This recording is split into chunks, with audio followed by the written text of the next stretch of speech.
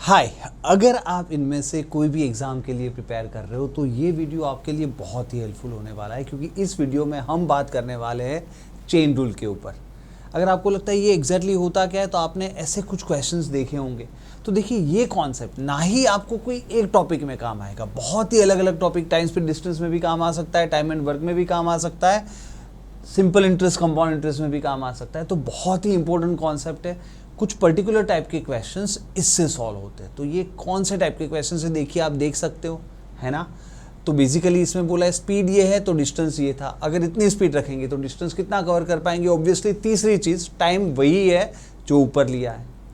उसी तरह से ये क्वेश्चन है कि 20 लोग अगर काम करते हैं तो 30 दिन लेते हैं। अगर यही काम, देखिए सेम काम करना है, मान लेते हैं कि सब लोग की एफिशिएंसी सेम है और सेम आवर्स पर डे काम भी करते हैं, ऐसा नहीं कि अलग अलग दिन काम करते हैं। अगर 20 लोग काम करते हैं तो 30 दिन काम चलता है। अगर 24 लोग को काम पे लगा दे तो कितने दिन काम चलेगा। समझ में आ रहा है। ये जो मैन की कार्य क्षमता है वही इनकी है, efficiency is the same, right. Per hour जो पर डे जो आवर्स काम करते हैं वो भी सेम है, बाकी ये सब सेम है, सिर्फ ये दो चीज़ में डिफरेंस है। यहाँ पे अगर 24,000 रुपये प्रिंसिपल डालता हूँ तो इतना इंटरेस्ट मिलता है। मान लेते कि उतने ही पीरियड के लिए उसी रेट पे अगर मैं 30,000 रुपये डालता तो कितने रुपए इंटरेस्ट मिलता। उसी तरह से क्वेश्चन है, 24 किलोमीटर पर आवर की स्पीड से जाता हूँ तो 48 मिनट्स लगता है। अगर उसी डिस्टेंस के लिए मैं 18 किलोमीटर पर आवर की स्पीड से जाता कितना टाइम लगता। देखिए, तो ऐसे क्वेश्चन है ना, बहुत बेसिक दिख रहा है। और अगर आप सोच रहे हो कि सर क्रॉस मल्टीप्लाई कर देंगे और आंसर आ जाएगा, तो ऐसा नहीं है। चारों में वो ट्रिक नहीं चलेगी। तो यही चीज़ है समझना वाला, हम ये बहुत ही इंपॉर्टेंट है समझना कि एग्जैक्टली किस तरह से इस क्वेश्चन को सॉल्व किया जा सकता है। और अगर आपको लगता है कि सर ये तो बहुत लंबा होगा, क्योंकि ये स्पीड है, डिस्टेंस है और सेम टाइम बोला है, तो इसका टाइम निकालेंगे फिर उसमें यूज़ करेंगे, तो वो बहुत लंबा मेथड है। तो हमें इन बिटवीन कुछ समझना है। ना ही सब में क्रॉस मल्टीप्लिकेशन है, इतना आसान भी नहीं है, ना ही इतना भी मुश्किल है कि अच्छा इसको और इसको यूज़ करो, टाइम निकालो, वो टाइम नीचे यूज़ करो, तो फिर बहुत लंबा हो जाएगा। तो बहुत बढ़िया शॉर्टकट आने वाला है। और देखिए, ये तो बेसिक क्वेश्चन है, अगर ये आगे ना फिर ये वर्ड प्रॉब्लम्स आते इस तरह से, है ना। बेसिकली ये क्वेश्चंस क्या, इंस्टेंस कंपैरिजन क्वेश्चन है। दो इंस्टेंसेस, दो अलग अलग इंस्टेंसेस को हम कंपेयर कर रहे हैं, इतने पे इतना, इतने पे कितना, इतने पे इतना, इतने पे कितना। उसी तरह से यहाँ पे देखिए कि पहले एक ट्रेन जाती है, 7 बजे पहुँचती है इस स्पीड से। अगर वो इतनी फास्ट होती तो एक दूसरा इंस्टेंस दे दिया है, तो इतने बजे पहुंच जाती तो इतना। तो हमेशा दो इंस्टेंस वाले क्वेश्चन होते, उसको हम चेन रूल से सॉल्व करते, समझेंगे चेन रूल क्या है वगैरह वगैरह सब समझते हैं, है ना। तो उसी तरह से यहाँ पे देखिए, इतने लोग तो इतने दिन, इतने लोग इतने दिन, तो अलग अलग इंस्टेंसेस दिए, उसको कंपेयर करना है, चाहे वो टाइम स्पीड डिस्टेंस में हो, टाइम एंड वर्क में हो, किसी में भी हो, है ना, या चाहे परसेंटेज में हो। जैसे यहाँ पे बोला है प्राइस कुछ इतनी बढ़ गई, कम हो गई, तो हम इतने मैंगो ज़्यादा खरीद पा रहे हैं। वही 600 रुपये लेके पहले भी जा रहे थे, अब जा रहे हैं। तो ये क्वेश्चन अगर आप खुद कर पा रहे हो और वो भी चुटकियों में, वेल एंड गुड। और अगर नहीं कर पा रहे तो वही हम सीखने वाले हैं। तो देखिए, चेन रूल का जो हमारा अप्रोच है वो 360 डिग्री रहेगा। यानी सिर्फ मैं चेन रूल नहीं सिखाऊंगा, क्योंकि चेन रूल लॉजिकल है, काफ़ी लोग को टफ पड़ता है। तो मैं सिखाऊंगा एक फॉर्मूला मेथड, कि जिससे भी ये क्वेश्चंस हो सकते हैं और आसानी से हो सकते हैं, थोड़ा सा ज़्यादा टाइम पर क्वेश्चंस हो सकते हैं। यानी कि हमारा एक ट्रेडिशनल अप्रोच हमेशा रहता है, और एक फिर होता है लॉजिकल शॉर्टकट, जो हमारी रेप्लिका मेथड है। तो हर तरीके से समझेंगे, है ना, क्योंकि जब आप 360 डिग्री से चीज़ों को समझते हो तो चीज़ें बहुत आसान हो जाती है और आप चुटकियों में क्वेश्चंस को सुलझा पाओगे। Alright then, I am Bhavik Thakkar और आप देखना शुरू कर चुके हो बीटीट्यूड चैनल।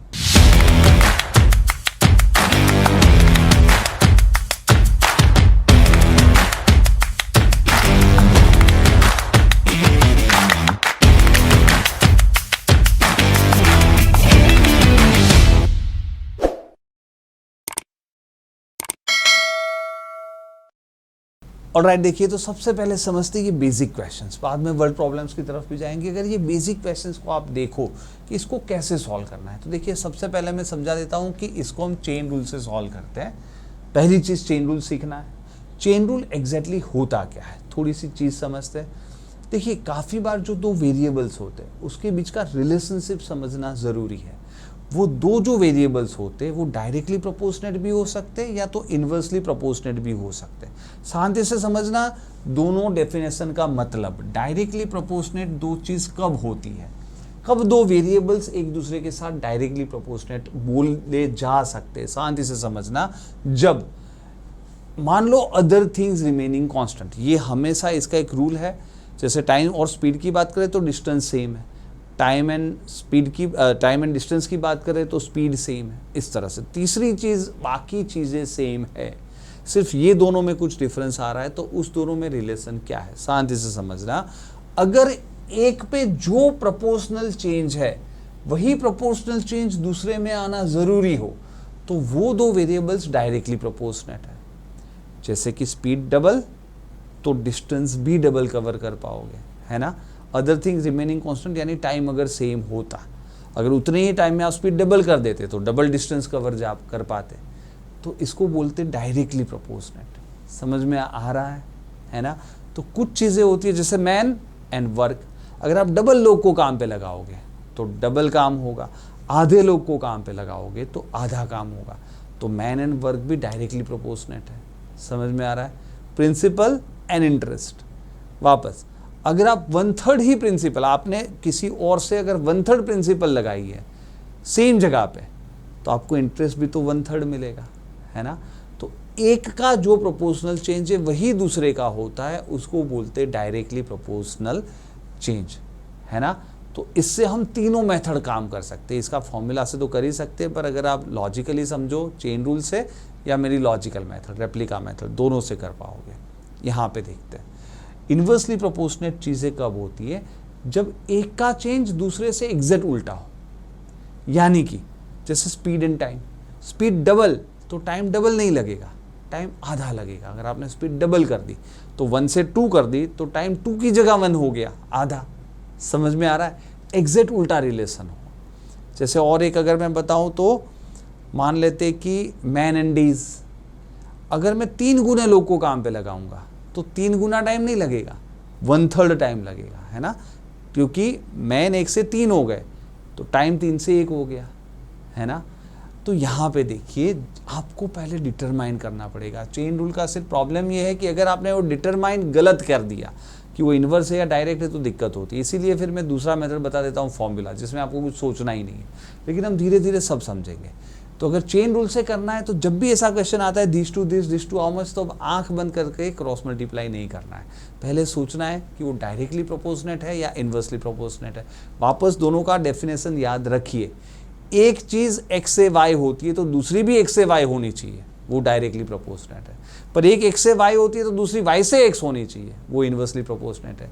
यानी एक 1 से 2 हुआ तो दूसरा डबल हुआ तो दूसरा भी डबल होना ज़रूरी हो, आप खुद समझ सकते हो। अगर ऐसा है तो डायरेक्टली प्रोपोर्शनेट है। पर एक 1 से 2 हुआ तो दूसरा 2 से 1 उल्टा आधा होना चाहिए, तो वो इन्वर्सली प्रोपोर्शनेट है। तो ये खुद डिटरमाइन करना पड़ता है। इसीलिए चेन रूल मेथड थोड़ा टफ है, काफ़ी बार स्टूडेंट्स उसमें गलती कर बैठते हैं, और इसीलिए फिर मैं दूसरा मेथड भी बताऊंगा, फॉर्मूला मेथड। ठीक है, शांति से समझते हैं हर एक चीज़। तो पहली चीज़ चेन रूल का लॉजिक, तो हमें अब तो देखिए पता है कि स्पीड और डिस्टेंस का रिलेशन। अब पहले खुद को पूछो, स्पीड डबल होगी तो डिस्टेंस भी डबल कवर कर पाएंगे। डायरेक्ट है तो डायरेक्ट है, उसका मतलब क्या, रेशियो सेम होता है। यानी कि जो 24 से 36 का रेशियो होता है वही तो 50 से क्वेश्चन मार्क का रेशियो होता है। तो that means 24/36 is equal to 50/x, तो x उधर जाता है, इज इक्वल टू 50 इंटू ये 24/36 उधर जाके 36/24 हो जाएगा। दैट मीन्स आपका आंसर आ जाएगा 75, है ना। तो आपका आंसर आ गया 75 किलोमीटर। इसमें सिर्फ ये ध्यान रखना, क्योंकि ये किलोमीटर पर आवर है तो वो दोनों कैंसिल हो गए, और ये किलोमीटर है तो आंसर किलोमीटर में आएगा, मीटर में नहीं आएगा। अगर मीटर में ना पूछा है तो फिर आपको कन्वर्ट करना पड़ेगा। Make sense. तो जब अदर थिंग्स रिमेनिंग कांस्टेंट हो, इस दोनों का रिलेशन डायरेक्ट है, यानी this upon this is equal to this upon this. तो ये होता है चेन रूल का लॉजिक। देखिए बाद में हम चेन रूल को रट्टा मार लेते हैं, चेन रूल का रट्टा क्या होता है वो भी शांति से समझते हैं, पर पहले हम लॉजिकली करते हैं। पहले हम हर एक क्वेश्चन को कर लेते हैं लॉजिक से। तो यहाँ पे देखिए मैन एंड डीज, अभी आप ही बताओ कि अगर मैं डबल मैन को काम पे लगाऊंगा तो डबल दिन लेंगे या आधे, ऑब्वियसली आधे। तो उल्टा रिलेशन है, यानी 20/24 ये ऊपर अपॉन नीचे, 20/24 ये ऊपर अपॉन नीचे, तो ये नीचे अपॉन ऊपर जाएगा, यानी x/30 जाएगा। तो x की वैल्यू क्या हो जाएगी, 30 उधर जाएगा, 20 into 30/24, 6 into 4, 6 into 5, 4 into 5, 5 into 5, 25 आपका आंसर। समझ में आ रहा है? तो देखिए दोनों ही क्वेश्चंस हमने किए, ये पहला क्वेश्चन लॉजिक से, दूसरा क्वेश्चन भी लॉजिक से। तो पहले चेन रूल का जो लॉजिक है डायरेक्ट इनवर्स उससे कर रहे हैं, फिर उसमें भी हम रट्टा मार लेते हैं, वो भी बताता हूँ यहाँ पे। प्रिंसिपल एंड इंटरेस्ट, तो आप ही बताओ प्रिंसिपल इंटरेस्ट का रिलेशन कैसा है? डबल प्रिंसिपल तो डबल इंटरेस्ट मिलेगा, यानी ये डायरेक्ट है। जब डायरेक्ट है तो दिस अपॉन दिस, 24 अपॉन 30, 1000 तो कट गया, is equal to 4672 upon X. तो इसको सॉल्व करते हैं, x is equal to 4672 into 30/24, यानी कि 6 इंटू 5, 6 इंटू 4, 4 यहाँ पे कटना चाहिए, 11, 4 6 24, 8 जा क्या हो जाएगा अभी इसका, 116 का आधा कितना होता है, क्योंकि इंटू 5 कैसे करते हैं, अपॉन 2 कर लेते हैं, यानी 5, 8, 4 और एक 0, ये आपका हो गया आंसर। देखिए कैलकुलेशन शॉर्टकट का भी पूरा मैंने वीडियो प्लेलिस्ट है, वो देखिए तो आपको पता चलेगा कैसे कर सकते हैं। सो देयर यू गो, है ना, बहुत ही आसान है। तो इस तरह से आप इसको भी कर सकते थे, ठीक है। वापस डायरेक्ट रिलेशन है, दिस अपॉन दिस बराबर दिस अपॉन दिस, इनवर्स होता तो दिस अपॉन दिस बराबर दिस अपॉन दिस, जैसे हमें सिंपल सा लॉजिक है ना। तो चौथे वाले क्वेश्चन को वापस चेन रूल के लॉजिक से करते हैं, लेकिन उसमें हमेशा पहले सोचना है कि डायरेक्ट है, inverse speed and time, speed double time आधा, इनवर्स है। क्योंकि इनवर्स रिलेशन है तो हम 24/18 इज इक्वल टू, इसको उल्टा लेना है क्योंकि इनवर्स है, क्वेश्चन मार्क यानी कि x अपॉन 48, तो x is equal to 24 into 48 upon 18, 6 4 जा 6 3 जा 3 16 जा 16 इंटू 4 64। भाई ये किलोमीटर पर आवर तो कैंसिल हो गया था, ये मिनट था, तो आंसर भी मिनट में आएगा, है ना।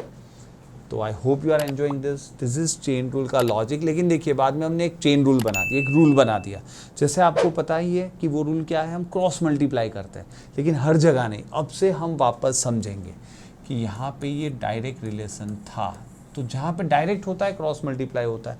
अब ये रट्टा हो गया, देखिए चीज़ें वही है जो लॉजिक से किया था, वही चीज़ है, लेकिन लॉजिक में आपको एक स्टेप लगता है बीच में वो लिखने का, इसमें टाइम नहीं जाएगा, इसमें आप सीधा बोलेंगे कि क्रॉस मल्टीप्लाई 50 इंटू 36/24 यानी 75, तो फटाक से आपका आंसर आ गया।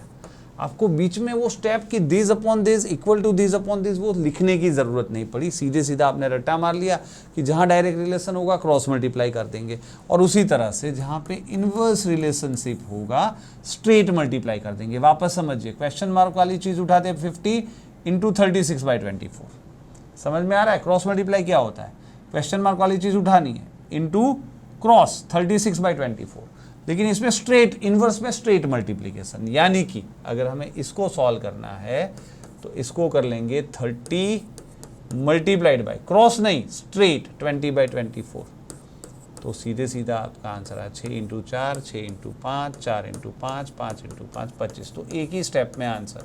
तो पहले मैंने चेन रूल का लॉजिक बताया, अब उसका रट्टा, है ना, क्योंकि ये इनवर्स रिलेशन है तो ये रट्टा हो गया कि भाई डायरेक्ट, जब डायरेक्ट रिलेशन हो, डायरेक्टली प्रोपोर्शनेट हो तो क्रॉस मल्टीप्लाई, इनवर्सली प्रोपोर्शनेट हो तो स्ट्रेट मल्टीप्लाई, रट्टा हो गया। आपका आंसर तो आने ही वाला है, यहाँ पे वापस डायरेक्टली मल्टीप्लाई है, तो पता है क्वेश्चन मार्क वाली चीज़ उठाओ 4672, डायरेक्ट है तो क्रॉस मल्टीप्लाई 30/24, तो वही की वही चीज़ वापस 6 इंटू 4 6 इंटू 5, 4 से यहाँ चला जाएगा 1 1 2 6 क्या था 4 6 जा 24 3 8 जा 116 का आधा 5 8 8 का आधा 4 और एक 0, है ना, तो 5840 देयर यू गो, है ना, यही दिखा था ना हमने लास्ट टाइम भी कैलकुलेशन 5840, है ना। तो बस यही चीज़ें हैं यहाँ पे। वापस स्पीड टाइम इन्वर्सली रिलेटेड यहाँ पे करते हैं, इन्वर्सली रिलेटेड है, जब इन्वर्सली रिलेटेड है तो रट्टा हमें पता है कि क्वेश्चन मार्क वाली चीज़ उठाते हैं, इंटू क्रॉस नहीं straight multiply 24/18, 6 into 4 6 into 3 3 16 16 into 4 64 आपका आंसर है। तो रट्टे से आपकी थोड़ी स्पीड बढ़ जाती है ना। तो ये हो गया रूल, वो रूल का लॉजिक था जो शुरू में मैंने बताया, उसमें एक स्टेप ज़्यादा लगता है क्योंकि आप पहले लिखते हो this upon this is equal to this upon this, फिर सेकेंड स्टेप यही हो जाता है ना, पर वो एक स्टेप बचाने के लिए आपने रट्टा मारा है। तो ये हो गया चेन रूल। लेकिन इसमें सबसे बड़ी दिक्कत कि आपको डायरेक्ट इन्वर्स सोचना पड़ता है, अगर वो उल्टा हो गया तो गलती हो सकती है। उससे अच्छा फॉर्मूला मेथड, ज़्यादातर स्टूडेंट्स को मैं बोलता हूँ आप शांति से आंख बंद करके ये मेथड कर सकते हो। वापस जो लोग MBA एंट्रांस कर रहे हैं, बैंक कर रहे हैं, स्टाफ सिलेक्शन कर रहे हैं, उसके लिए लॉजिक समझना ज़रूरी है, शॉर्टकट ज़रूरी है। बाकी लोग के लिए फॉर्मूला चलेगा, ठीक है। तो वापस फॉर्मूला क्या होता है, देखिए ये जो हम अलग अलग टॉपिक के क्वेश्चंस आ रहे हैं उसके इनहेरेंट फॉर्मूला क्या है वो तो आपको पता होगा। टाइम स्पीड डिस्टेंस में आपको पता है डिस्टेंस स्पीड इनटू टाइम होता है। तो हम इसका एक फ़ायदा उठाते हैं। फ़ायदा क्या उठाते हैं, शांति से समझना। हम बोलते हैं कि distance upon speed into time तो 1 हो गया, इस दोनों को इधर भेज दिया, एंड 1 इक्वल टू 1। तो क्योंकि दो इंस्टेंस की कंपैरिजन करनी है ना, तो हम बोल सकते हैं ये एक्चुअली D1, ये एक्चुअल में D1 S1 T1 है, ये D2 S2 T2 है। पर हमें क्या लेना देना, अभी हमें कोई मेथड तो बताना है नहीं, 1 2 3 बताया, यानी 1 इज इक्वल टू 1 तो होता ही है ना। तो हम दो इंस्टेंस में से एक इंस्टेंस का डेटा इस तरफ डालेंगे, दूसरा उस तरफ डालेंगे, अपने आप आंसर आ जाएगा जो मिसिंग होगा। तो ये ऐसा है कि आपको लॉजिकली भी सोचना नहीं है कि डायरेक्ट है इन्वर्स है। हाँ, ये फॉर्मूला में वैल्यू डाल देनी है, अपने आप आंसर आ जाता है। हाँ, जो लॉजिक है उतना फास्ट नहीं है, ऑब्वियसली टाइम लेगा, है ना, लेकिन एटलीस्ट आपके लिए सेफ है। कुछ सोचना नहीं है डायरेक्ट इन्वर्स, क्योंकि फॉर्मूला तो आपको पता है ना। वापस एक्सपेंस होता है प्राइस इनटू क्वांटिटी, ये तो आपको पता है।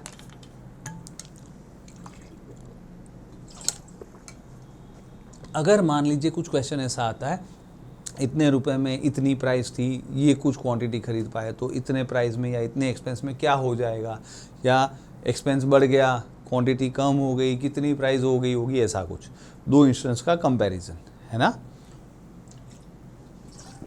तो आप कहाँ सोचने जाओ कि यहाँ डायरेक्ट है इन्वर्स है, आपको कुछ नहीं करना, तीनों को एक तरफ ले लेना है। या तो एक्सपेंस को उधर भेज दो, PQ by E is equal to PQ by E, या तो E by PQ is equal to E by PQ, किसी भी तरह लिख दो, है ना। सिर्फ 2 बार लिखना है। वैसे एक में 1, एक में 2, एक टाइम वाला डेटा इस तरफ डालो, दूसरा उस तरफ, अपने आप जो एक चीज़ मिसिंग होगी निकल के आ जाएगी, है ना। तो ये मेथड बहुत बढ़िया है। एरिया होता है लेंथ विथ, आपको कुछ भी बोल दे कि लेंथ है ना 10% बढ़ गई थी, विथ 5 मीटर बढ़ गई थी, एरिया ये हो गया, तो दो अलग अलग इंस्टेंस है, आपको क्या करना है, LW by A is equal to LW by A, data डाल दे जाओ, एक आध जो मिसिंग होगा अपने आप निकल के आ जाएगा, है ना। या तो A बाई LW, किसी भी तरह आप A उसको इधर डालो, मतलब 1 इज इक्वल टू 1 होता है, बस उसका यूज़ करो। ये सब फॉर्मूला तो आपको पता है ना। या तो देखिए वर्क क्या होता है, ये फॉर्मूला खास ध्यान रखिए। अगर मान लो एफिशिएंसी पर आवर, मान लो पेज टाइप करना आपका काम है, आप 4 पेज पर आवर कर सकते हो। ऐसे अगर 6 घंटे काम करते हो तो ऑब्वियसली 24 काम हो जाएगा। ऐसा मान लो आप एक दिन नहीं, ऐसा 5 दिन काम करते हो तो 24 इंटू 5 120 काम हो जाएगा। और ऐसे मान लो आपके जैसे 10 लोग काम पे हैं टोटल, तो इंटू 10, है ना। तो ये सीधी सी बात है कि ये सबको मल्टीप्लाई करके टोटल काम मिलता है। ये फॉर्मूला तो हमें पता है। तो वापस क्या करेंगे, MDHE बाई W, W को उधर भेज दो, is equal to MDHE by W। दो इंस्टेंस तो मिल गए, एक डेटा इधर डालो जो दिया है, एक उधर डालो, एक मिसिंग होगा, अपने आप बाहर निकल के आ जाएगा। तो इसमें आपको डायरेक्ट इन्वर्स कुछ सोचना ही नहीं है। इसलिए मेरे हिसाब से ये वैसा ही है, इंटरेस्ट होता है principal into rate into years, ये तो हमें पता है। तो मैं बोलूँगा 100 को इधर भेज दो, इंटरेस्ट को इधर भेज दो, PRT ईयर यानी time, PRT by I is equal to PRT by I, या N बोल दो नंबर ऑफ ईयर्स को, है ना। तो PRN by I is equal to PR, 100 is equal to 100 basically, है ना। तो बस इसमें अगर आपको बोला है ना कि इतना प्रिंसिपल इतने टाइम में इतना इंटरेस्ट मिला, सेम रेट पे इतना प्रिंसिपल होता, इतना टाइम होता, क्या रेट मिलता है, इंटरेस्ट मिलता, डाल देनी ये चीज़ें, है ना। इसके अंदर डाल दो, अपने आप मिसिंग चीज़ बाहर आ जाएगी। तो ये चीज़ है। तो अब देखिए इसको अप्लाई करते हैं। अब ये वाले का पहले जैसे स्पीड डिस्टेंस देखते, इसका फॉर्मूला क्या था, D/ST is equal to D/ST, है ना। तो पहले तो चीज़ ये है कि इसमें टाइम दिया नहीं है, यानी टाइम तो सेम मानना है। तीसरी चीज़ सेम होती है, दोनों तरफ सेम है, हट गया। D1 50, S1 24 is equal to D2, वो तो ढूंढना है, S2 36, इसको सॉल्व कर देते तो भी D75 ही तो आता, है ना। तो इसमें क्या है, आपको समझना कुछ नहीं है कि डायरेक्ट इन्वर्स है, उसके फॉर्मूला में डाल देना है। यहाँ पे देखिए मैन डेज, फॉर्मूला तो वैसे ये पूरा है, लेकिन हमारे पास मैन और डेज ही, यानी आवर्स, एफिशिएंसी, वर्क सब तो सेम होगा, है ना, बाकी जो नहीं दिया है वो सब सेम होता है। तो M1D1 20 into 30 is equal to 24 into X, तो आपका x वही तो हो जाएगा 20 इंटू 30/24, 6 इंटू 4, 6 इंटू 5, 4 5, 5 इंटू 5 25, है ना। तो वही चीज़ें हैं, कोई डिफरेंस नहीं है, पर यहाँ पे आपको उसका सिर्फ फॉर्मूला याद रखना है, कोई डायरेक्ट इन्वर्स नहीं सोचना, फॉर्मूला के अंदर वैल्यू डालनी है। यहाँ पे ऑब्वियसली रेट तो सेम होगा, टाइम कुछ दिया नहीं है तो टाइम भी सेम होगा, जो नहीं देते वो सेम होता है। तो प्रिंसिपल एंड इंटरेस्ट दिया है 24,000 upon 4672 is equal to principal to 30,000 upon interest तो ढूंढना है x, तो वही का वही है भाई आपका x, ये 3 3 0 तो कैंसिल, 6 इंटू 4, 6 इंटू 5, है ना, सब सेम ही रहता है, x इधर आ जाएगा और आप करोगे 4672 इंटू 5 अपॉन 4 से वही चीज़ वो कट जाएगी, 11 4 ज़ा 44, 4 6 ज़ा 24, 3 32, 4 8 ज़ा, एंड वही चीज़ इसका आधा 116 का आधा क्या होता है 5840, आपका आंसर, है ना। तो वही चीज़ है, कुछ भी नया नहीं है, बट आपको डायरेक्ट इन्वर्स सोचना नहीं है। वापस स्पीड टाइम पे फॉर्मूला क्या था, d/st, इसमें डिस्टेंस तो सेम होगा, st is equal to st, तो 24 into 48 is equal to 18 into X, बस इसको सॉल्व कर दो। फिर देखिए ये दोनों सेम में होने चाहिए, है ना, तो आपको बस इसमें और कुछ ऐसा नहीं ज़रूरी कि ये आर है तो ये आर में चाहिए, ऐसा कुछ नहीं, ये किलोमीटर पर आवर तो ये किलोमीटर पर आवर, ये मिनट तो ये मिनट, हाँ ये अगर सेकेंड पूछा है तो फिर आपको लास्ट में कन्वर्ट करना पड़ेगा। तो वापस ये 18 यानी 6 इंटू 3, 6 इंटू 4, 3 इंटू 16, एक्स हो गया 16 इंटू 4 64, है ना। तो वही की वही चीज़ें है, क्लियर है। लेकिन अब आती है मेरी रेप्लिका मेथड। देखिए बहुत ही लॉजिकल मेथड है, यहाँ पे तो ठीक है, आप चेन रूल से भी आसानी से कर लेते हो, फॉर्मूला से भी आसानी से कर लेते हो, लेकिन रेप्लिका से जब वर्ड प्रॉब्लम्स आएंगे ना, वो बड़े बड़े प्रॉब्लम्स, तब आपको फ़ायदा होगा। तो पहले यहाँ पे अप्लाई करना सीखते, फिर वो बड़े क्वेश्चन में हम अप्लाई कर सकते हैं। देखिए शांति से समझते, बेसिकली रेप्लिका क्या बोलता है कि एक के रेशियो के ऊपर से दूसरे का रेप्लिका मिल सकता है, रेशियो मेथड ये रेप्लिका। तो हमें यहाँ पे डायरेक्ट इन्वर्स तो सोचना पड़ेगा। हम सोचते हैं स्पीड डिस्टेंस डायरेक्ट है, डायरेक्ट का मतलब क्या, इस दोनों का जो रेशियो होगा वही यहाँ पे रेशियो होगा, 24 36 2 से 3, तो अगर 2 से 3 जाना है ना, तो 50 क्या बन जाएगा। अब यहाँ पे देखिए, अगर आपका लॉजिक अच्छा है, मैं आपको क्रॉस मल्टीप्लाई का एक शॉर्टकट समझाता हूँ, जिसके पास रेप्लिका है उनको ये बहुत काम आएगा। यहाँ पे 2 50 है तो 3 कितना, इसको दो तरीके से सॉल्व कर सकते हैं। एक तो 2 50 है तो इंटू 25, तो 3 इंटू 25 75, मतलब समझ में आ रहा है, आपको पेन की ज़रूरत नहीं पड़ेगी, आप सीधा देखोगे 24 37 2 से 3, क्योंकि डायरेक्ट है तो ये भी 2 से 3 होगा, है ना। अगर ये 2 से 3 हुआ है तो वो भी 2 से 3 होना है, सेम रेशियो में बढ़ना है। तो 2 से 3 होना यानी दूसरे तरीके से देखो तो हाफ बढ़ना, 2 पे 1 हाफ बढ़ना, 50 का आधा 25 बढ़ना 75, है ना। तो दोनों तरीके से सीखो, क्या पता किस तरह से रिलेशन आसान हो। वापस देखना, 2 25 तो 3 कितना, वो भी आसान है, इसमें 2 25 इंटू 25, 3 कितना इंटू 25 75। कोई बार ये भी आसान हो सकता है कि 2 से 3 हाफ बढ़ना, ऐसा भी स्ट्राइक होना चाहिए, 2 पे 1 हाफ बढ़ना, 50 पे 25 75। तो इसका आंसर हो गया आपका 75, है ना। यहाँ पे एक सेकेंड, यहाँ पे रेप्लिका मेथड में ये दूसरा कर लेते, तो हमें पता है कि ये इन्वर्स है ना, क्योंकि ये इन्वर्स है। हम कैसे करते, शांति से समझना, इसका मैन से उल्टा रेशियो होता है डेज का। ये क्या हो गया 20 24 यानी 4 इंटू 5 6, 5 से 6 का रेशियो है, तो ये 6 से 5 होगा, 6 30 5 कितना दिख ही रहा है, 6 इंटू 5 5 इंटू 5 25, आपका आंसर आ गया। तो ये सबसे बढ़िया मेथड है, और ख़ास करके वर्ड प्रॉब्लम्स में अगर ऐसा सोच में आता है ना, आसानी से होगा। वापस क्या करते हैं हम, अगर डायरेक्ट रिलेशन है तो यही रेशियो उधर होगा, ये 2 से 3 हुआ है तो ये भी 2 से 3 होना चाहिए। 2 से 3 यानी आधा बढ़ना, 50 + 25 75। ये 5 से 6 हुआ है तो वो 6 से 5 हुआ होगा। 6 वाला 30, 5 वाला कितना है ना 25। तो यहाँ पे वापस ये डायरेक्ट रिलेशन है। तो डायरेक्ट रिलेशन है तो मुझे दिखता है 24 से 30 यानी कि 4 से 5 हुआ है, यानी 1/4 बड़ा है। 1/4 बड़ा है तो ये भी इसका 1/4 बढ़ जाएगा। इसको 4 से डिवाइड करते हैं, 4 यानी ये तो है ही है, प्लस 11 4 × 44, 2 बचा 27, 4 6 24, 3 8, ये ऐड कर दो तो 5, अच्छा ये बढ़ जाएगा 57, 58, 28 40, 58 40। थोड़ा कैलकुलेशन आपका अगर बढ़िया है तो ये बहुत आसान है यहाँ पे, क्योंकि इसका जो रिलेशन होगा ये इन्वर्स रिलेशन है।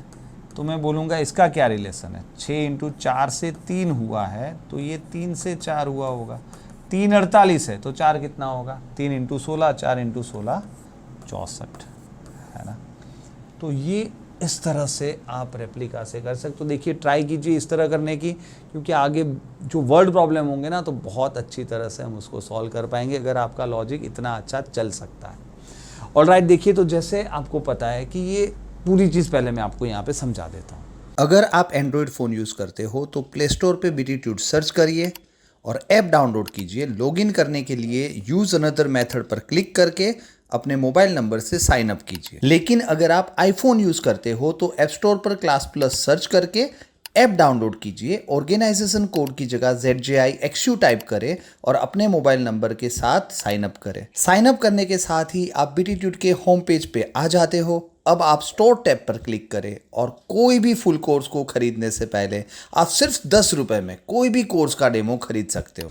तो इस तरह से देखिए आप ऐप डाउनलोड कीजिए, लर्न करिए, प्रैक्टिस कीजिए, असाइनमेंट, ऑनलाइन टेस्ट, और फिर जो आपकी लर्निंग होगी ना वो अलग ही होगी। आपको डाउट सॉल्विंग सेशंस मिलेंगे, है ना। तो गो फॉर इट। और अगर बाद में आपको अच्छा लगता है 10 रुपये वाला कोर्स तो फिर आप पूरा कोर्स भी खरीद सकते हो। ऑलराइट, तो अब देखिए जैसे मैंने बात की थी कि भाई ये सब कोर्स में से खास करके जो रेप्लिका वाला मेथड है, अगर आप ये बैंक SSC कर रहे हो या MBA एंट्रांस कर रहे हो, है ना, ये राउंड वाले कोर्स के लिए ज़रूरी है जो रेप्लिका मेथड मैंने बताई है ना, जो हमने किया। लेकिन बाकी एग्ज़ाम के लिए कुछ भी ऐसी ज़रूरत नहीं है। वो लोग नॉर्मल चेन रूल से क्यों करें, फॉर्मूला से ही कर लो तो भी चलेगा। क्योंकि चेन रूल अगर आप सोचते हो डायरेक्ट इन्वर्स तो फिर रेप्लिका से ही कर लो, है ना। तो मैं बोलता हूँ चेन रूल की कोई ज़रूरत नहीं है, या तो ट्रेडिशनली फॉर्मूला से या तो फिर रेप्लिका से, बस 2 मेथड हम कर सकते हैं। तो एक बार देखिए, अब मैं आपको कुछ क्वेश्चंस पूछता हूँ, 2 क्वेश्चंस पूछता हूँ, आप शांति से दोनों के आंसर दीजिए और देखते हैं कि आपके सही आते या नहीं आते। शांति से देखिए। अगर 20% प्रॉफिट होता है, कब होता है, जब कोई चीज़ 224 में बेचते हैं। तो अगर मुझे 50% प्रॉफिट चाहिए तो वो चीज़ कितने रुपए में बेचनी चाहिए, एक तो ये क्वेश्चन है। सेम चीज़ है ना। दूसरी चीज़, अगर सन की एज जब 11 थी, फादर की एज 55 थी, तो सन की एज जब 5 थी, फादर की एज क्या थी। बस ये 2 क्वेश्चन शांति से सोचिए, है ना। होपफुली आपने वीडियो पोस्ट करके कर लिए और आपके आंसर आ गए होंगे। देखिए काफ़ी बार स्टूडेंट्स मिस्टेक करते हैं। क्या मिस्टेक करते बताता हूँ। वो करते दोनों में क्रॉस मल्टीप्लिकेशन, यानी इसका आंसर हो जाता है 560 शायद, और इसका आंसर हो जाता है 25। तो ये भी गलत है और ये भी गलत है। अगर आपने ऐसा किया है तो दोनों ही आंसर गलत है। अब इसका रीज़न क्या है, इसका रीज़न ये है क्योंकि आपने बराबर सुना नहीं, समझा नहीं। तो वापस देखिए, लाइफ पूरी ब्लैक एंड वाइट नहीं है, यानी कि हमेशा रिलेशन डायरेक्ट इन्वर्स नहीं होते। अगर आप यहाँ देखो, क्या ये रिलेशन डायरेक्ट था, आपको तो लगा एक बढ़ेगा तो दूसरा, प्रॉफिट ज़्यादा चाहिए तो सेलिंग प्राइस भी ज़्यादा करनी पड़ेगी, तो डायरेक्ट है। ऐसा नहीं होता। सन की एज ज़्यादा होगी तो फादर की एज भी ज़्यादा होगी, तो डायरेक्ट है, ऐसा भी नहीं होता। तो शांति से समझना, मैंने आपको डेफिनेशन क्या दी थी। एक बढ़ने से दूसरा बढ़ता है तो डायरेक्ट है, ऐसा बोला था ना। एक जिस प्रोपोर्शन में बढ़ता है उसी प्रोपोर्शन में दूसरा बढ़ना ज़रूरी हो तो डायरेक्ट है ना। यानी एक डबल होने पे दूसरा भी डबल होना चाहिए। अब आप ही बताओ, मान लेते कि एक चीज़ मैं 100 में खरीदता हूँ, 120 में बेचता हूँ, कितना प्रॉफिट हुआ, 20%, है ना। अब मुझे मान लो 20 की जगह 40% प्रॉफिट चाहिए, डबल। तो क्या 120 का डबल 240 करना पड़ेगा? नहीं, 100 को 140 में बेचना पड़ेगा। तो ये डबल रिलेशन है ही नहीं। समझ में आ रहा है? वापस प्रॉफिट डबल करने के लिए सेलिंग प्राइस डबल नहीं करनी पड़ती। 100 की चीज़ 120 पे बेच रहा हूँ, 20% प्रॉफिट है। अगर प्रॉफिट डबल करना है 40 रुपये या 40%, तो क्या 120 का डबल 240 करना पड़ेगा? नहीं। तो ये डायरेक्ट रिलेशन है ही नहीं। और जब डायरेक्ट रिलेशन नहीं है तो क्रॉस मल्टीप्लाई नहीं कर सकते। यहाँ पे एज में भी डायरेक्ट रिलेशन नहीं होता है ना। एज सेम बढ़ती है। जब तक मैं आपसे मान लो डबल एज का हूँ फॉर एग्जाम्पल, तो ऐसा नहीं है कि आप 5 साल बढ़ोगे तो उतने टाइम में मैं 10 साल बढ़ जाऊँगा कि डबल है तो अब मैं डबल बढ़ूंगा ना, है ना। तो एज का रिलेशन भी वैसा नहीं है। तो इस क्वेश्चन को कैसे सॉल्व करते हैं, ये बहुत आसान था। वापस समझिए।